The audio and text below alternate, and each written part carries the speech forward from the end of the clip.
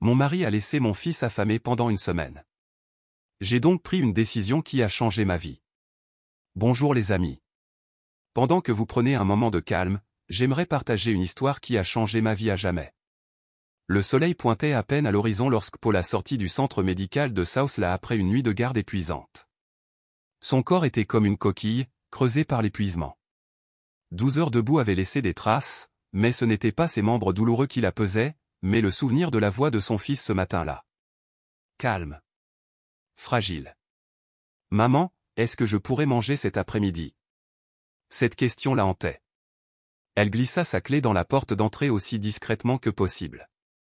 George, son nouveau mari, détestait le bruit du matin. En entrant dans la maison, le regard de Paula se porta sur la table de la cuisine. Elle était là, exactement là où elle l'avait laissée, une assiette de riz froid, intacte. Elle avait demandé à George de la donner à Ethan pour le dîner.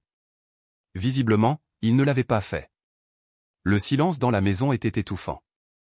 Paula traversa le couloir à pas feutrés et ouvrit la porte de la chambre de son fils. Là, sous une couverture froissée, la petite silhouette d'Ethan tremblait. Il avait le dos tourné, les épaules repliées. « Ethan » murmura-t-elle en le touchant doucement. Il tourna lentement la tête. Ses lèvres étaient sèches et gercées. Sa peau avait perdu sa couleur. Et ses yeux brillants et curieux étaient ternes, sans vie. « Tu as mangé quelque chose » demanda-t-elle doucement. « J'ai dit à ton beau-père de te donner à dîner. » Ethan hésita avant de secouer la tête. « J'ai été puni » murmura-t-il. Il a dit que j'étais trop bruyant. Une colère monta dans la poitrine de Paula, mais elle la ravala. Au lieu de cela, elle se dirigea calmement vers la cuisine où George servait du café, l'air aussi vide qu'un ciel d'hiver. « Tu n'as pas nourri Ethan » dit-elle. George n'a pas bronché. Il a menti. Il a été puni.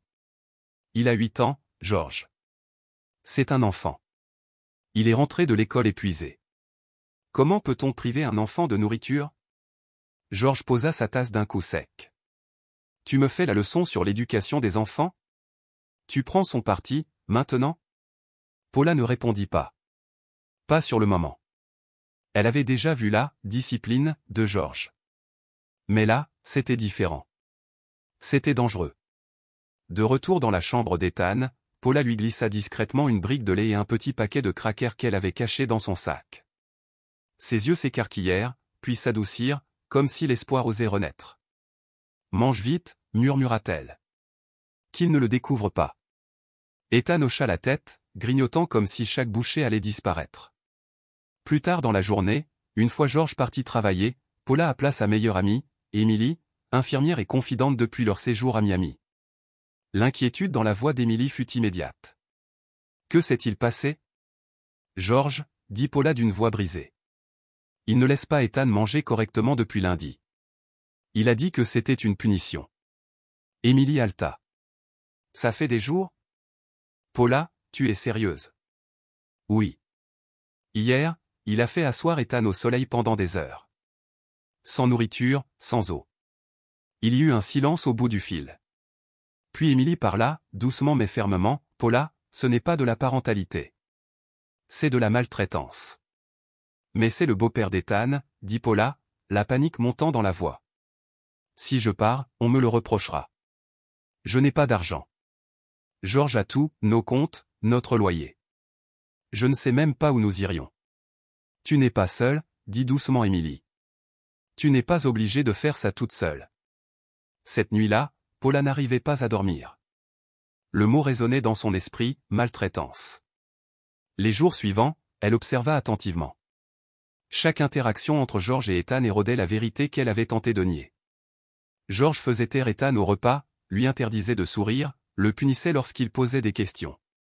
Un éternuement pouvait provoquer un regard noir. Une cuillère qui tombait était un motif de réprimande.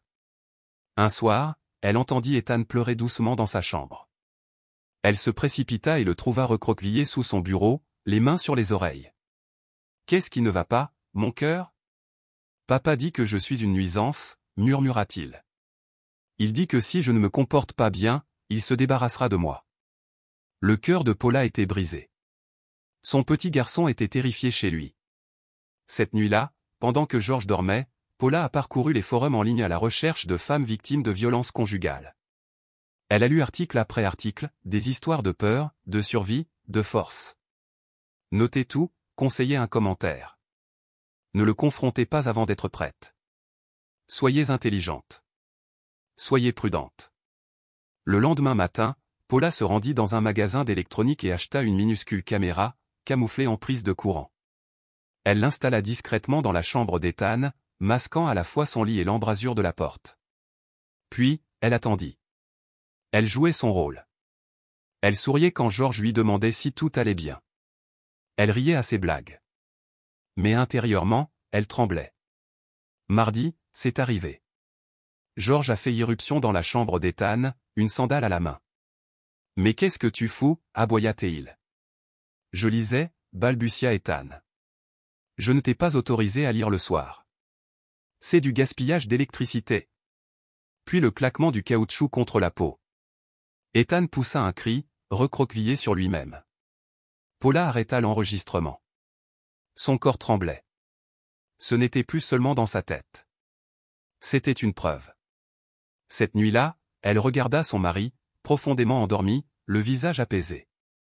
Comment un homme pouvait-il causer autant de souffrance et se reposer comme si de rien n'était? Mais comment pouvait-elle partir? George contrôlait leurs finances. Son salaire d'infirmière lui laissait à peine 300 $ par mois, après le loyer. Et puis, le lendemain matin, son téléphone ne fonctionnait plus. Plus de réseau. Plus d'appels. Plus rien. « George » cria-t-elle. « Qu'est-il arrivé à mon téléphone ?»« J'ai désactivé ta carte SIM, dit-il en sortant de la salle de bain. Tu parlais à quelqu'un en qui je n'avais pas confiance. Tu n'avais aucun droit. Je suis ton mari. Je soutiens ce foyer. Si tu fuis, tu seras sans le sou. La justice se moquera de toi. Tu n'as rien, Paula. » Ces mots ont fait l'effet d'une gifle. À partir de ce jour, Paula était prisonnière. George surveillait ses appels, exigeait son horaire de travail, vérifiait son sac avant chaque service. Elle n'avait pas le droit d'avoir un carnet sur elle, pas même un journal. Chaque fois qu'elle essayait d'emmener Ethan quelque part, George trouvait une excuse. « Il fait trop chaud. »« Où vas-tu ? » ?»« Je t'ai dit que je ne voulais pas qu'il s'approche de ta famille. » Un jour, alors que Paula voulait rendre visite à sa mère, George a physiquement bloqué la porte.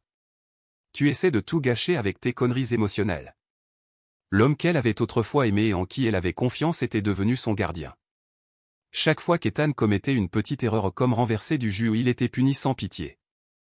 Un jour, George le força à rester dehors sous un soleil de plomb jusqu'à ce qu'il s'effondre d'épuisement dû à la chaleur. Ethan changea. Son rire disparut. Il tressaillit à des bruits soudains. Il murmura et se réveilla de ses cauchemars en hurlant. Une nuit, Paula se précipita dans sa chambre et le trouva en sanglots, trempé de sueur. « Ne m'enferme pas dehors. S'il te plaît.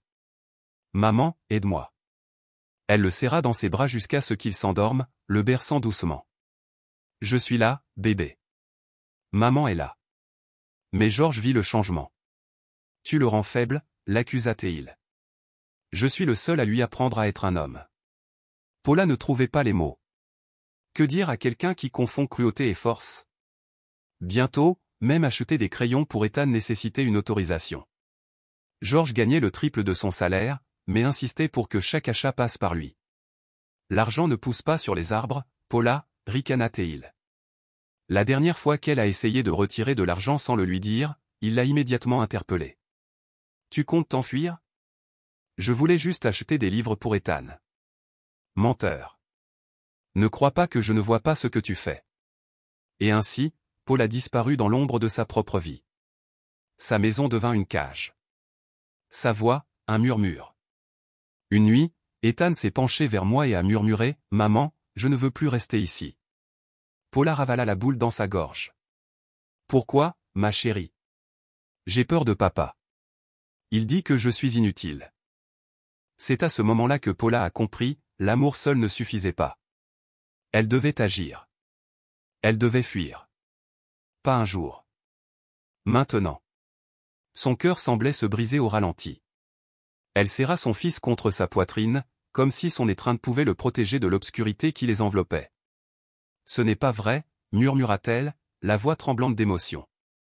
Tu es la plus belle chose qui me soit jamais arrivée. Ne l'oublie jamais. Le lendemain matin, le cœur lourd et les mains tremblantes, Paula écrivit une lettre brève mais critique. Elle ne la signa pas. Elle ne le pouvait pas. Au lieu de cela, elle plia soigneusement le petit mot et le cacha au fond d'un tiroir de la salle des infirmières du centre médical où elle travaillait. Elle y exposait la dure réalité, les souffrances d'Ethan, la cruauté de George et le sentiment grandissant qu'elle allait bientôt disparaître sans laisser de traces. Elle terminait la lettre par un appel désespéré, si jamais quelqu'un le retrouvait, il devait contacter la police immédiatement et trouver un moyen de protéger Ethan. Chaque nuit, la peur l'enveloppait comme un brouillard suffocant. Elle la hantait en silence. Le sommeil n'était plus un refuge. Chaque fois que ses yeux se fermaient, elle avait des visions, George tirant Ethan par le bras, les cris terrifiés de son fils résonnaient, et elle-même, impuissante, hurlant dans le vide. Puis, un après-midi, Emily est passée au centre médical, prétextant une visite professionnelle. En réalité, elle était venue avec quelque chose de bien plus important, un téléphone jetable. « N'utilise plus ton ancien numéro », dit doucement Emily en pressant le petit appareil contre la paume de Paula. « Il doit tout surveiller. Celui-ci est hors réseau. Seuls toi et moi sommes au courant. S'il arrive quoi que ce soit, appelle-moi immédiatement. » Paula hocha la tête, déglutissant difficilement. Ses yeux brillaient de larmes. « Emily ? J'ai peur. J'ai peur de ce qu'il va faire s'il l'apprend. »« Ce n'est pas toi qui fais quoi que ce soit de mal, » dit Emily avec conviction. « C'est lui. Tu dois continuer à tout documenter. » Mais Paula, Ethan, il ne tient plus très longtemps. Il s'affaiblit. Tu dois être forte, pour lui. Le temps presse. Ce soir-là, seule dans la pénombre de sa chambre, Paula se força à revoir les images de la caméra cachée. L'angoisse lui noua l'estomac, mais elle savait qu'elle devait y faire face. Les images étaient essaillantes, George arrachant le dîner d'Ethan et le jetant à la poubelle sous le regard désemparé et affamé du garçon. Le forçant à s'agenouiller pour avoir fait des fautes de grammaire sur une fiche. Et puis, une vidéo qui faillit briser Paula. George entra dans la pièce où Ethan jouait tranquillement avec ses blocs de construction. Sans un mot, il renversa le coffre à jouets et gifla violemment Ethan. L'enfant s'effondra en arrière, les joues rouges sous le cou. Mais ce qui bouleversa le plus Paula, ce ne fut pas l'acte en lui-même, mais le silence d'Ethan. Il ne pleura pas.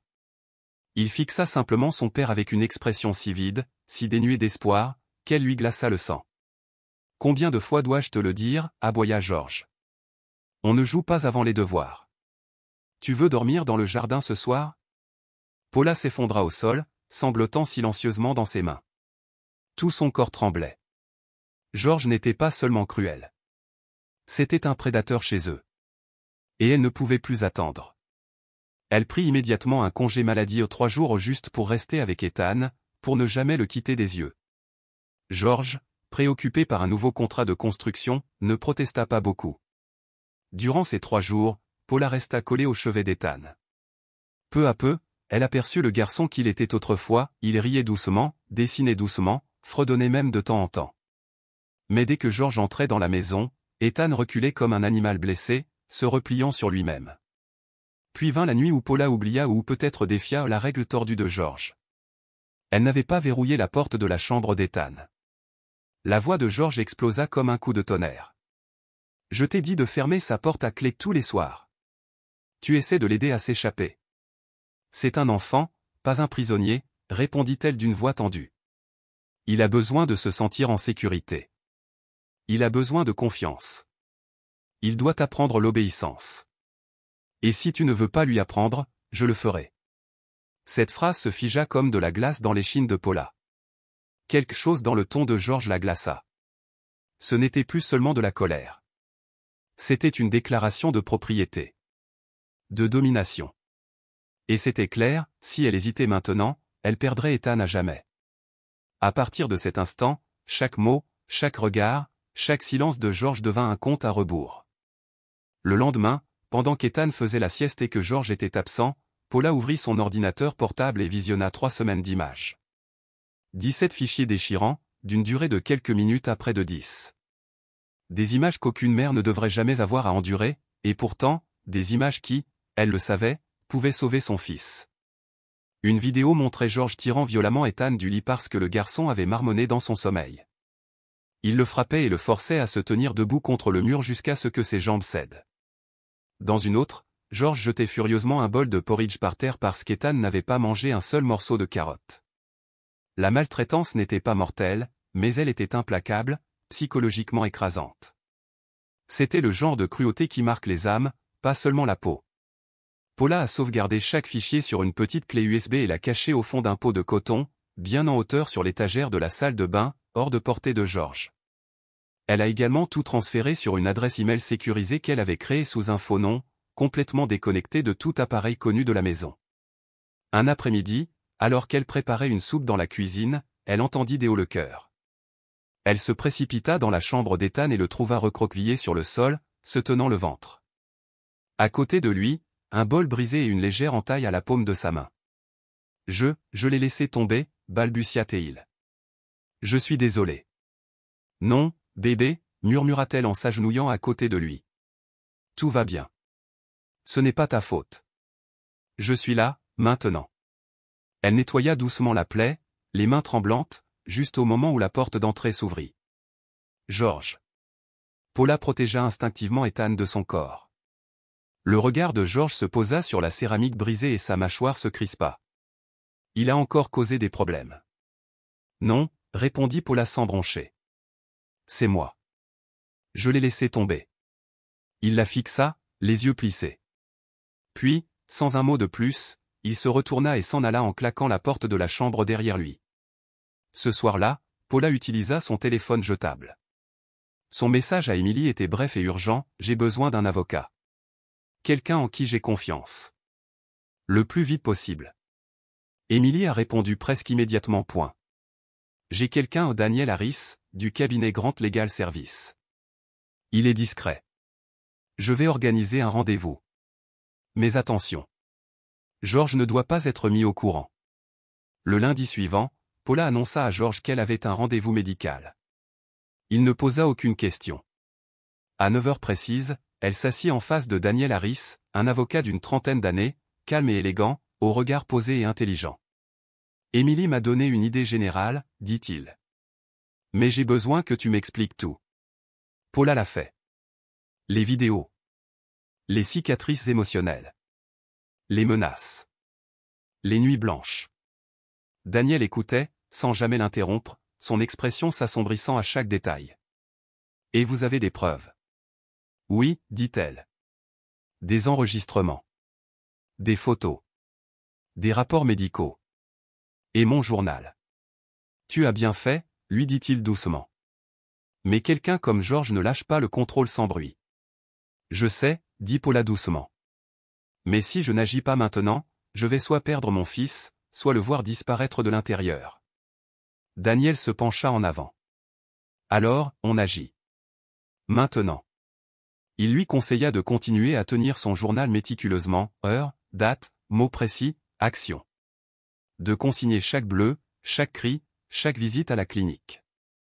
Elle quitta son bureau encore tremblante, mais maintenant, pour la première fois depuis des semaines, avec une lueur d'espoir. Une lueur faible mais vitale. Cet espoir fut vite mis à l'épreuve. Ce soir-là, Georges remarqua quelque chose d'inhabituel, Paula avait verrouillé le tiroir de son classeur. Il fit irruption dans la pièce, la suspicion irradiant de lui. Que caches-tu? Les dossiers des patients. Je suis obligé de les verrouiller maintenant. C'est une nouvelle politique. Menteuse, gronda-t-il en traversant la pièce comme une tempête. Mais la clé USB était bien cachée dans son sac. Si je découvre que tu complotes quelque chose, gronda Georges, je t'accuse d'enlèvement. Et j'ai les moyens de me payer un avocat qui t'enlèvera Ethan pour de bon. Paula ne dit rien. Elle savait désormais que Georges ne respectait ni la vérité ni la décence. À partir de ce jour, il surveillait tout, son sac à main, ses messages, son historique de navigation. Paula devint un fantôme chez elle, se déplaçant silencieusement, effaçant les traces numériques, protégeant son compte email avec des mots de passe complexes. Puis, un matin, Georges fit une annonce glaçante. À partir de maintenant, j'emmène Ethan à l'école. Tu n'as pas besoin de t'en préoccuper. Ça fait gagner du temps. La poitrine de Paula se serra. Ce n'était pas de la gentillesse, c'était du contrôle. Georges ne s'était jamais soucié de la scolarité d'Ethan. Mais je veux parler avec son professeur de ses devoirs. J'ai dit non. Concentre-toi sur tes affaires. Cet après-midi-là, elle s'est quand même présentée tôt à l'école, déterminée à parler à Madame Mary Smith, l'enseignante d'Ethan, une femme douce d'âge moyen originaire de Géorgie qui, peut-être, pourrait aider son fils à être vu. Mademoiselle Paula, tout va bien, demanda doucement Mary Smith, la voix empreinte d'inquiétude. Je voulais prendre de tes nouvelles. Comment va Ethan ces derniers temps? A-t-il eu un comportement inhabituel à l'école? Madame Smith hésita un instant avant de répondre. Il est sage comme toujours, mais, il a changé. Beaucoup plus calme qu'avant. Replié sur lui-même. Je l'ai trouvé en train de pleurer dans la salle de bain une fois, mais il ne voulait pas me dire ce qui n'allait pas. J'avais l'intention de vous appeler, mais ces derniers temps, c'est son père qui vient le chercher.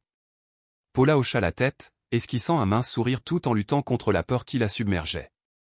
Merci de me l'avoir dit. Je vais le surveiller de plus près. Cette nuit-là, alors que la maison s'assombrissait et que le silence s'installait dans les pièces, Paula serrait son fils dans ses bras. Sa petite silhouette s'adaptait parfaitement à sa poitrine. Si tu pouvais aller n'importe où dans le monde, demanda-t-elle doucement en repoussant une mèche de cheveux humides de son front, juste un endroit, où irais-tu? Ethan n'eut pas besoin de réfléchir. La plage, dit-il sans hésiter. Tu te souviens, maman? Tu avais promis qu'on irait l'été dernier. Mais, on n'y est jamais allé. Paula retint son souffle. Je m'en souviens, murmura-t-elle. Et je te promets que cette fois, je tiendrai parole. Il y avait quelque chose de différent dans ses yeux, maintenant. Plus que de la peur. Il y avait de la détermination. Une détermination farouche et tremblante, si elle ne quittait pas Georges bientôt, cette promesse le simple rêve de vagues et de sable resterait à jamais hors de portée. Cette nuit-là, une tempête s'abattit sur la côte, sauvage et impitoyable. Ce n'était pas le genre de bruine légère qui caresse les fenêtres en automne, c'était violent, impitoyable. Le tonnerre grondait comme une artillerie sur le sud de Los Angeles, des éclairs illuminant le ciel par pulsations furieuses. La pluie tombait en trombe, inondant tout en quelques secondes. Paula était assise, immobile, sur le canapé du salon, les bras autour d'un oreiller, les yeux rivés sur la vitre embuée. Chaque éclair la faisait tressaillir. Elle sentait venir quelque chose de terrible. Georges fit irruption par la porte d'entrée peu avant 10 heures, trempé et bouillant de rage. La circulation l'avait retardé et, comme d'habitude, son humeur était implacable. Ethan, sentant la tempête à l'intérieur de la maison, s'était recroquevillé tranquillement dans un coin de la cuisine, rangeant à la hâte ses livres d'école dans son sac à dos. « Pourquoi diable n'es-tu pas encore au lit » s'exclama Georges d'une voix aussi tranchante que du verre brisé.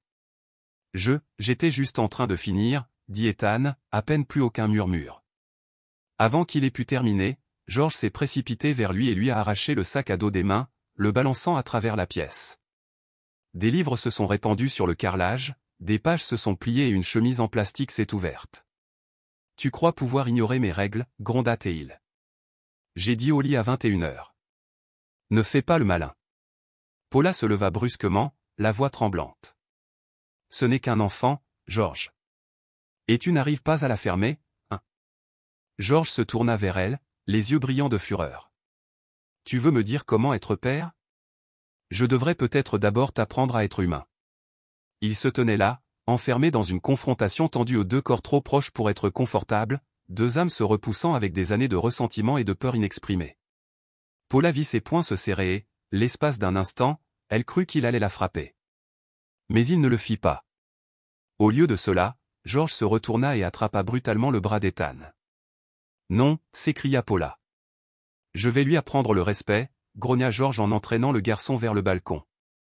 La pluie sifflait contre la vitre. Le vent hurlait comme un animal sauvage. Georges ouvrit la porte du balcon et entraîna Ethan dehors, la tempête les engloutissant en un instant. « Georges, ne fais pas ça » supplia Paula en se précipitant. Il se retourna, lui barrant le passage. « Tu fais un pas de plus, et je le jette à la rue. À toi de voir. Il a 8 ans. Il est déjà trempé. Il va tomber malade. » « Bien. Peut-être qu'il apprendra quelque chose cette fois, cracha Georges. Tu es faible. C'est pour ça qu'il est mou. Sur ce, il claqua la porte du balcon et la verrouilla. Ethan se tenait dehors, trempé jusqu'aux os, tremblant de froid, la pluie battant son petit corps tandis qu'il tentait de se recroqueviller dans un coin pour s'abriter. Paula se retira dans la chambre, s'affalant sur le lit, prise de panique. Ses mains se crispèrent sur la tête, son esprit s'emballant. Elle ne pouvait pas enfoncer la porte sans alerter George, qui la surveillait comme un prédateur. Un faux pas, et il frapperait, il la traînerait devant les tribunaux, la dépeindrait comme instable, inapte. Il lui volerait Ethan à jamais. Alors elle attendit. Chaque minute semblait une éternité. Le tic-tac de l'horloge était insupportable. Finalement, vers minuit, elle jeta un coup d'œil.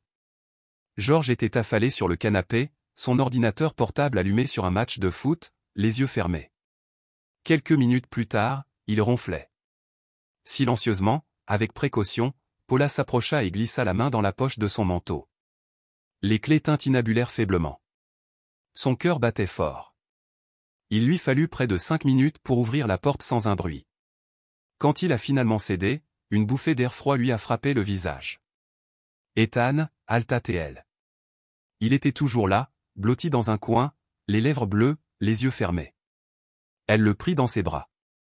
Sa peau était glacée. Il gémit, à peine conscient. « Oh mon Dieu !» murmura-t-elle en le serrant contre elle. Ses lèvres sont gercées. Elle l'enveloppa dans une serviette, le porta jusqu'à la chambre et sécha délicatement ses cheveux trempés. Puis elle se précipita vers la cuisine pour faire bouillir de l'eau, les mains tremblant si violemment qu'elle dut utiliser la lampe torche de son téléphone plutôt que de risquer la lumière. Elle a posé un linge chaud sur son front, puis a vérifié sa température, 103,6 degrés Fahrenheit. Son cœur se serra. « Que dois-je faire » s'écria-t-elle. « Je suis tellement désolée. » Ethan remua faiblement. « Maman, ne me laisse plus dehors. » Les mots la déchirèrent comme un couteau. À l'aube, sa fièvre était toujours forte. Paula savait qu'elle n'avait pas le choix, il avait besoin de soins médicaux. Mais George était toujours là, évanoui dans le salon. Désespérée, elle ouvrit le téléphone jetable et envoya un SMS à Emily, « Aidez-moi. Ethan a une forte fièvre. J'ai peur d'appeler une ambulance. » George le saura. Que dois-je faire ? Emily a répondu en quelques minutes, donnez-lui du paracétamol tout de suite. Daniel envoie quelqu'un. Tenez bon. Vous n'êtes pas seul. Elle suivit les instructions et glissa le médicament dans la bouche d'Ethan. À 7 heures, George dormait encore. Paula prépara un petit sac où les vêtements d'Ethan, sa carte d'identité, son carnet de vaccination, une clé USB et l'enveloppa dans une écharpe et un sweat à capuche. À 7h45, on a frappé à la porte. George remua. Mais qui est-ce ? Probablement le livreur de journaux, dit rapidement Paula. Il grogna et alla à la salle de bain. Paula ouvrit la porte de derrière. Un homme grand, vêtu d'un manteau à capuche, se tenait là, son badge à la main. C'est le docteur Emily qui m'envoie. Je suis là pour Ethan. Merci. Entrez, s'il vous plaît. L'homme fit mine de vérifier Ethan, puis hocha la tête. Restez calme. Vous avez 3 minutes. Où est le sac ? Tiens. Prends-le. Quand je vous mets le clignotant, dirigez-vous vers la voiture au bout de l'allée. Ne vous retournez pas. Paula serra Ethan contre elle. Au signal, elle s'envola dans l'air froid du matin. Elle ne se retourna pas.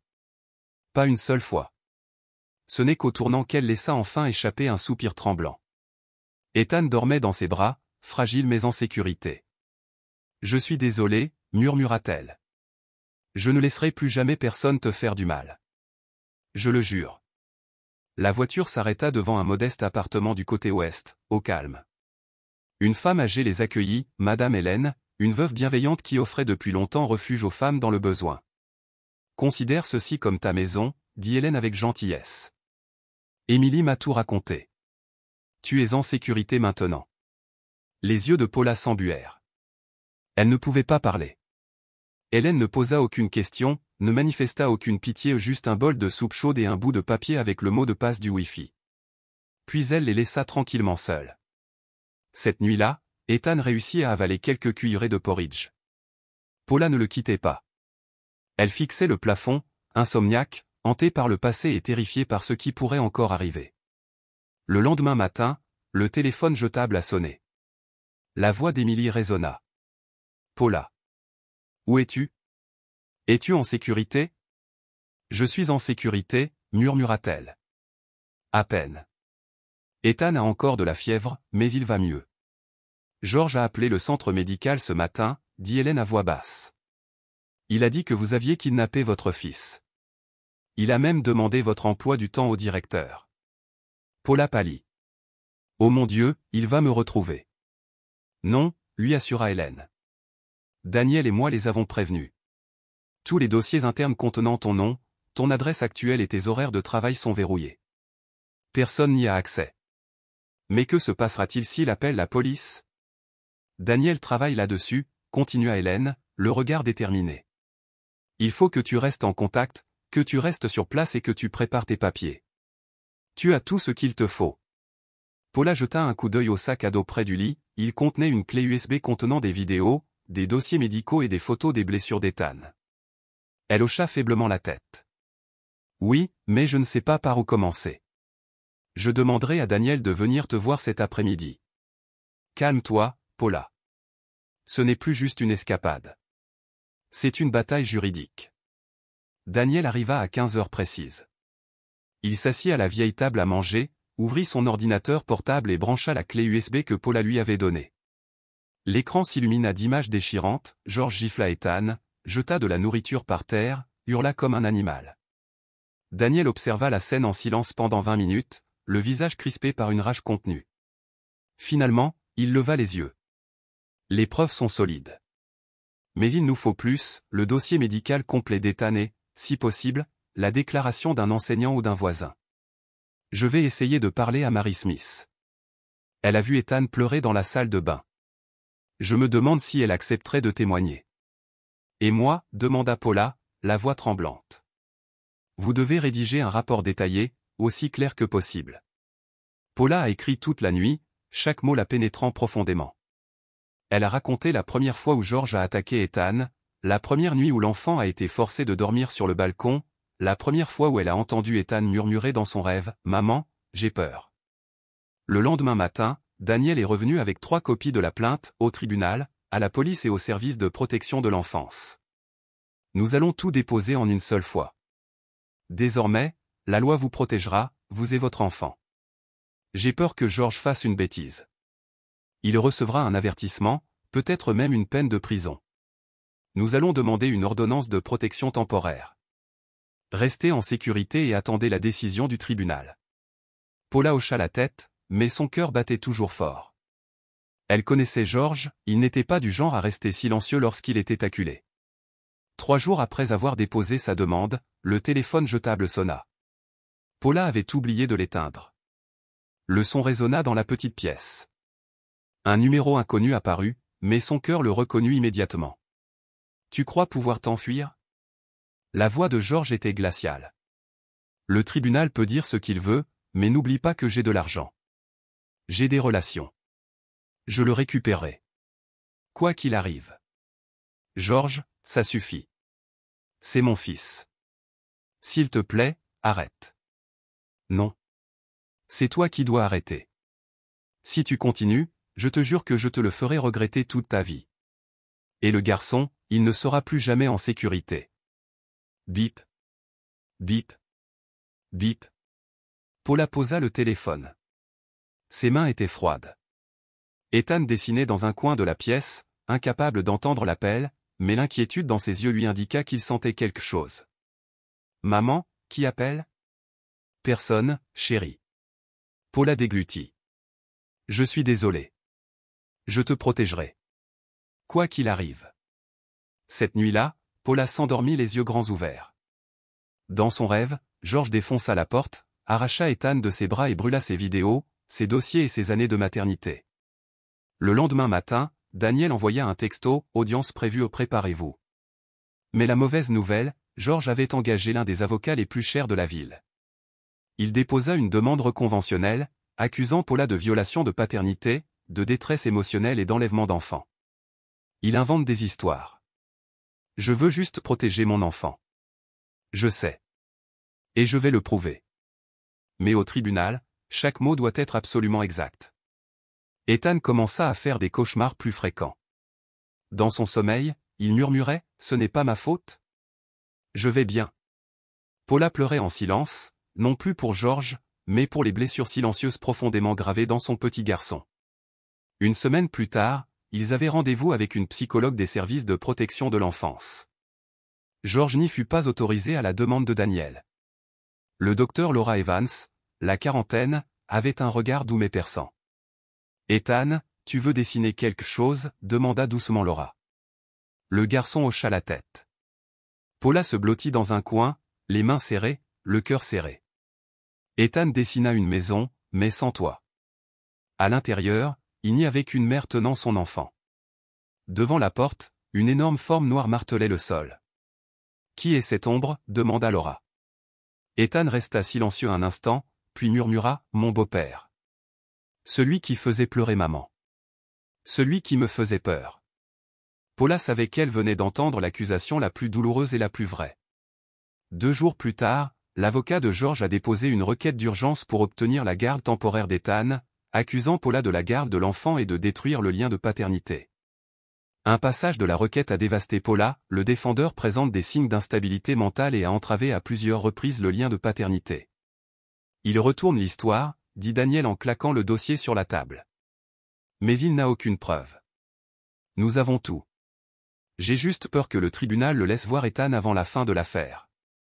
Demain, je demanderai d'urgence une ordonnance restrictive. Vous devez également emmener Ethan faire un dernier bilan de santé afin d'obtenir un dossier médical détaillé. Le lendemain, Paula emmena Ethan à l'hôpital public où elle n'osait pas retourner au centre médical où elle travaillait.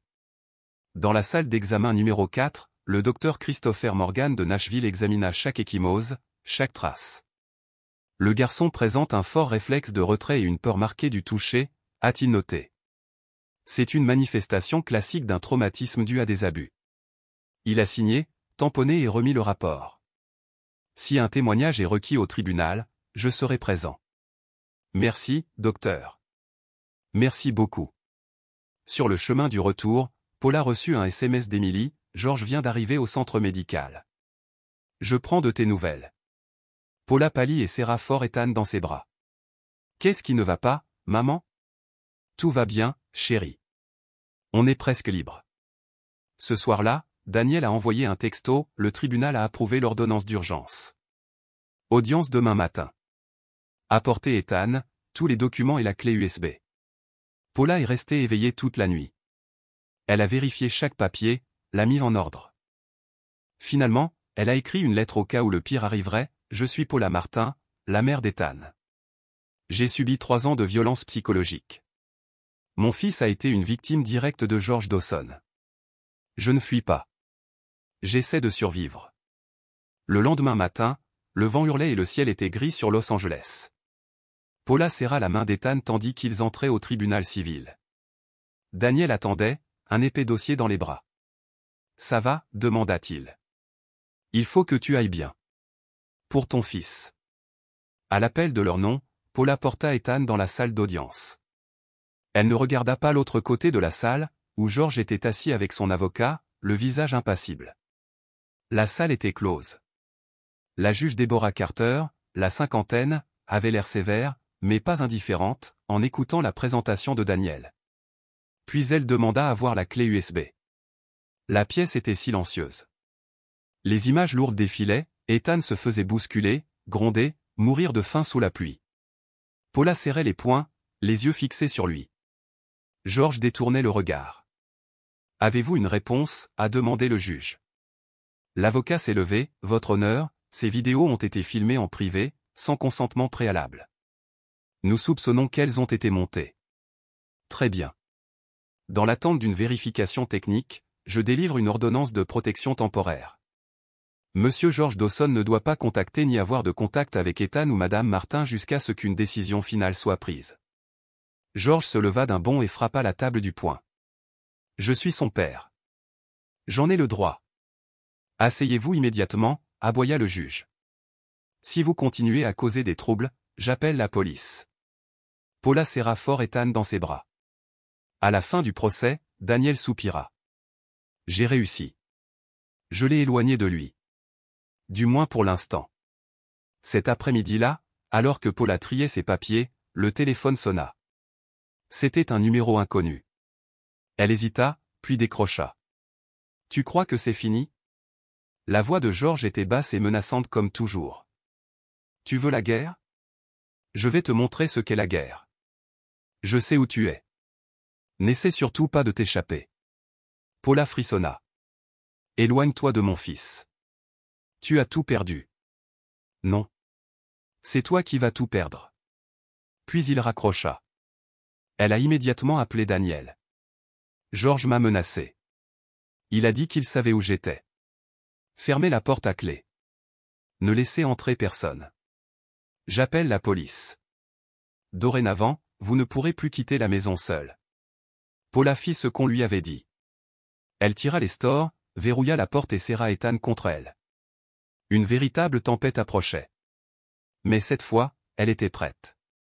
Paula resta assise, immobile, l'espace d'un instant, puis hocha lentement la tête. « On peut partir quand ce soir ?» Émilie arriva pour les saluer. Elle serra Paula dans ses bras, les yeux brillants de larmes retenues. « Promets-moi quelque chose, murmura-t-elle. Ne te contente pas de survivre, Paula. Vis. Vis vraiment. Recommence. Ne le laisse pas mettre fin à ton histoire. » « Je ne le ferai pas, » dit Paula d'une voix basse mais ferme. « Promis. » Ethan, épuisé par le chaos de la journée, posa doucement sa tête sur l'épaule de sa mère. Il s'abandonna au sommeil avec un léger soupir, son souffle chaud contre sa clavicule. Paula l'embrassa sur le front et murmura avec une conviction tranquille, « On est presque parti, bébé. On laisse derrière nous tout ce qui t'a effrayé. » Un véhicule noir insignifiant les escorta à travers des rues désertes jusqu'à un bâtiment discret, bordé de hauts murs usés par le temps et d'un portail hautement sécurisé. À l'intérieur, le refuge était silencieux, faiblement éclairé, et résonnait du doux murmure des enfants s'accrochant à leur mère qui souffrait de la même souffrance. Isabella, la directrice âgée du refuge, les accueillit d'un regard calme et entendu.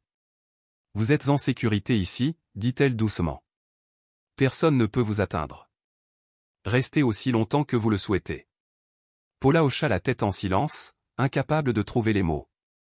Les jours suivants, elle vécut dans un état de vigilance accrue. Même avec Georges à des kilomètres de distance, sa voix perçait encore ses rêves, obsédante, menaçante, « Tu n'auras rien. » À l'aube, elle s'occupa. Elle appela Hélène pour lui demander de récupérer un dernier carton dans le grenier de leur ancien appartement et de le remettre à Daniel, son avocat. À l'intérieur se trouvaient des papiers que Paula avait découverts des mois plus tôt ou des documents que Georges avait cachés, contenant une précédente allégation de violence, déposée contre lui 4 ans avant leur mariage. Elle n'aurait jamais imaginé les utiliser un jour au tribunal. « Cela change tout », a déclaré Daniel. L'accusation précédente a été rejetée faute de preuves suffisantes. Mais avec les éléments dont nous disposons maintenant, elle ne sera pas ignorée. Paula serra le téléphone plus fort. Pourrait-il aller en prison? Si le juge confirme la maltraitance, oui. La peine minimale serait une peine avec sursis et une ordonnance de protection permanente. Je m'en fiche qu'il soit enfermé, dit Paula doucement. Je veux juste que mon fils soit libre. Et c'est exactement pour cela que nous devons aller jusqu'au bout, a répondu Daniel. La prochaine date d'audience fut fixée pour ce week-end-là. Mais Georges ne vint pas. Son avocat comparut seul, invoquant une crise psychiatrique passagère pour justifier son absence. Paula n'y crut pas. Elle connaissait trop bien Georges, il était calculateur, manipulateur. Il manigançait quelque chose. Son instinct avait raison. Le lendemain, le chaos éclata devant le Southland Medical Center, où Paula avait travaillé. Georges surgit de nulle part, brandissant des papiers et criant aux inconnus dans la rue. « Elle a kidnappé mon fils. Elle est folle. Et vous tous, vous l'aidez. » La police est intervenue rapidement et l'a maîtrisé pendant que des passants filmaient la scène inquiétante. La vidéo est devenue virale en quelques heures. Bien que Paula soit restée cachée, la vision de son accès de folie a ravivé sa terreur. Plus tard dans la soirée, Daniel a appelé. Il s'est tiré une balle dans la jambe en résistant à sa garde à vue. Cela sera noté dans son évaluation psychologique. Cela pourrait justifier une ordonnance de protection permanente. Paula serra les poings. Le jour du jugement était proche, elle le sentait. L'homme qui avait brisé sa paix allait bientôt en subir les conséquences. Mais alors qu'elle se préparait, Ethan retomba malade. Fiévreux et tremblant, il gémit dans son sommeil, se tenant les tempes. « Ne me laisse pas y retourner, maman. Je ne veux plus du balcon. » Paula l'entoura de ses bras et murmura d'une voix féroce, « Personne ne t'enfermera plus jamais. Je le jure sur tout ce que j'ai. » Elle a appelé le coordinateur des urgences médicales du refuge. Eleanor Grant, une femme posée et maternelle, est arrivée pour examiner Ethan et lui a adressé un sourire rassurant. C'est le traumatisme. Son corps le revit. Mais il est fort, et avec le temps et la thérapie, il commencera à guérir.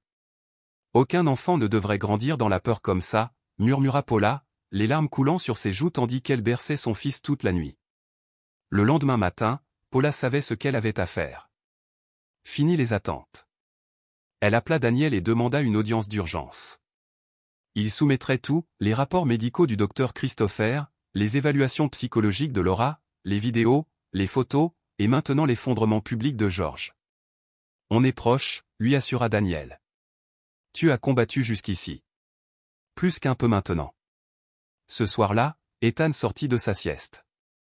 Ses yeux étaient encore lourds de sommeil, mais sa voix était claire. Maman, quand ce sera fini, on pourra aller à l'océan. Paula sourit, le cœur brisé et apaisé à la fois. Oui, ma chérie. Je te le promets. L'océan est grand et magnifique, et personne ne pourra jamais te faire de mal là-bas. Dehors, la pluie avait cessé. Un rayon de soleil doré se glissait sous l'encadrement de la porte. Paula expira profondément. Pour la première fois depuis ce qui lui sembla une éternité, elle avait véritablement franchi le pas de l'obscurité. Le matin de l'audience finale s'annonça clair et lumineux. Paula et Ethan quittèrent le refuge main dans la main.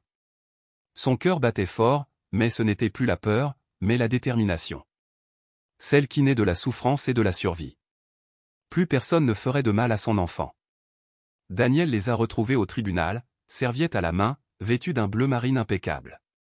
C'est ça, a-t-il dit en tendant à Paula une copie du dossier. Tous les documents sont là. Aucun juge ne pourrait regarder ça et s'en détourner. Je crains juste qu'il ait encore une carte à jouer, a avoué Paula. Il ne le fait pas, dit Daniel. Il n'a plus de mouvement. C'est ton tour. La salle d'audience était pleine, des membres de l'agence de protection de l'enfance, un agent de liaison de la police et un psychologue parmi eux. George ne s'est pas présenté. Son avocat, un homme expérimenté du nom d'Andrew Mitchell, s'est adressé à la cour. Mon client est actuellement en soins psychiatriques. Il souffre de paranoïa aiguë. La juge Deborah Carter haussa un sourcil. Le moment est bien choisi, vous ne trouvez pas? Ce n'est pas une question de stratégie, votre honneur. C'est un diagnostic. Daniel se leva. Avec tout le respect que je lui dois, la parentalité culturelle n'implique pas de frapper, d'affamer ou de tourmenter psychologiquement un enfant. Aucune culture au monde ne justifie d'enfermer un enfant sous la pluie. Le juge hocha la tête et Daniel passa une vidéo, Ethan, assis tranquillement à une table avec des crayons de couleur, dessinés sous la douce direction de Laura, la psychologue pour enfants. « Pourquoi ne veux-tu pas retourner chez ton père » demanda-t-elle. Ethan ne répondit pas au début. Puis il leva sa photo, un garçon coincé derrière une porte, dehors, sous un orage. Parce que quand je suis méchant, il me fait t'asseoir dehors sous la pluie. Et comment te sens-tu quand tu penses à ton père? Ethan hésita. Il ne se comporte pas comme un vrai père. Le silence emplit la salle d'audience. Paula serra la main de son fils, ses larmes coulant à flots. Non pas par peur, cette époque était révolue, mais par tristesse pour les années qu'ils avaient traversées. La voix du juge Carter rompit le silence. J'ai examiné toutes les preuves. Les actes de M. George Dawson constituent non seulement des violences conjugales, mais aussi une menace pour le bien-être de l'enfant. Elle a rendu sa décision, George a été déchu de tous ses droits parentaux, directs et indirects. Paula a obtenu la garde exclusive, avec le soutien continu des services de protection de l'enfance. L'affaire a été transmise aux autorités pénales. Alors que le marteau tombait, Ethan se tourna vers sa mère et sourit un vrai sourire radieux. « Est-ce qu'on a gagné, maman ?»« Oui, mon amour, » murmura-t-elle en larmes. « Nous sommes en sécurité maintenant. Pour toujours. » Dehors, l'air était doux, annonçant le printemps. Daniel marchait à leur côté, la voix chaleureuse. Je ne peux exprimer ce que je ressens que par fierté. Je suis juste une mère, dit Paula. Je fais ce que font les mères.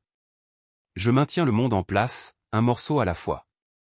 Émilie accourut, manquant de la prendre dans ses bras. Tu l'as fait. Tu l'as vraiment fait. Daniel sourit. Et n'oubliez pas de remercier votre brillant avocat. Ils ont tous ri, un rire qui ne venait pas du soulagement, mais du renouveau. Quelques jours plus tard, Paula emménagea dans un modeste appartement niché près d'un parc paisible. Avec l'aide d'Hélène, Émilie et Daniel, elle reconstruisit sa vie. Le silence de sa maison n'était plus menaçant, il était paisible. Les murs n'étaient plus empreints de chaleur. Ethan a commencé l'art-thérapie en suivant des cours 2 fois par semaine avec une association qui aide les enfants à se remettre de leur traumatisme. Ses dessins ont changé. Il y avait maintenant des toits. Des arbres. La lumière filtrait par les fenêtres. Et dans chaque croquis, il y avait une étreinte au centre. Un jour, il tendit un dessin à Paula. 2 personnes se tenaient main dans la main sous un ciel doré, les vagues ondulant derrière elles. Au bas, il avait écrit en lettres tremblantes « Maman et moi ». Plus de souffrance. Paula pleurait, non pas de chagrin, mais de joie silencieuse de savoir qu'elle était enfin devenue la mère dont son fils avait besoin. Une semaine plus tard, Daniel a appelé. Georges avait été inculpé de maltraitance et de préjudice moral sur mineur. Je pensais qu'il était en traitement. Juste pour faire traîner les choses. Mais il ne comptait pas sur toi pour tenir le coup. Je ne le déteste pas, dit Paula. Je veux juste m'assurer que personne d'autre ne souffre comme nous. C'est ce qui rend fort. La haine nous brise. Mais le pardon, ou même simplement la libération, nous permet de continuer à vivre. Je n'oublierai jamais, dit-elle. Mais cela ne me définira pas. Daniel la regarda avec admiration. Elle n'était plus la femme tremblante qui autrefois craignait chaque pas dans sa maison. C'était une renaissance. Émilie intervint, tu pourrais revenir à la clinique. Tu nous manques. Ça me manque aussi, dit Paula en souriant. Surtout le café, qui était affreux. Une semaine plus tard, Paula a repris le travail. Le personnel l'a accueillie à bras ouverts, non pas comme une victime, mais comme une survivante. Une protectrice. Une mère qui a traversé l'enfer et s'en est sortie. 1 mois après le jugement, le tableau d'Ethan a été sélectionné pour une exposition municipale. Sur la toile, on pouvait lire « Maman et moi ». Où qu'elle soit, c'est chez elle. Lors de la cérémonie, Ethan se tenait timidement devant un micro. Avant, je vivais dans une maison sans rire, a-t-il dit. Mais ma mère m'a emmené. Elle disait que l'océan était immense et que personne ne pouvait me faire de mal là-bas. Et elle avait raison. Paula a pleuré dans le public. Aucune récompense ne pouvait lui être comparée. Cette nuit-là, Ethan se tourna vers elle dans la douce lueur de leur maison. « Maman, est-ce que tu regrettes ?»« Tu pars, répéta-t-elle, avant de marquer une pause. « Seulement parce que je ne l'ai pas fait plus tôt. » Il se blottit dans ses bras. « Je t'aime, maman. Je t'aime aussi, plus que la vie. » Le lendemain matin, la lumière du soleil entrait par la fenêtre. Paula l'ouvrit en grand, laissant la brise l'envelopper. Plus de cris. Plus d'ombre. Juste de la lumière. Juste de l'amour. Et de son âme, un murmure, à partir d'aujourd'hui, que de la lumière. Voici l'histoire de Paula et Ethan, témoignage de la force inébranlable de l'amour maternel et de la force nécessaire pour surmonter la peur. Elle nous rappelle que le silence favorise les abus, mais que même un courage hésitant peut changer le cours d'une vie. Et lorsque la justice s'exprime enfin, elle peut éclairer même les recoins les plus sombres. Si cette histoire vous a touché, nous vous invitons à aimer notre chaîne et à vous y abonner. Votre soutien nous permet de continuer à partager des histoires de guérison, de force et d'espoir. À bientôt.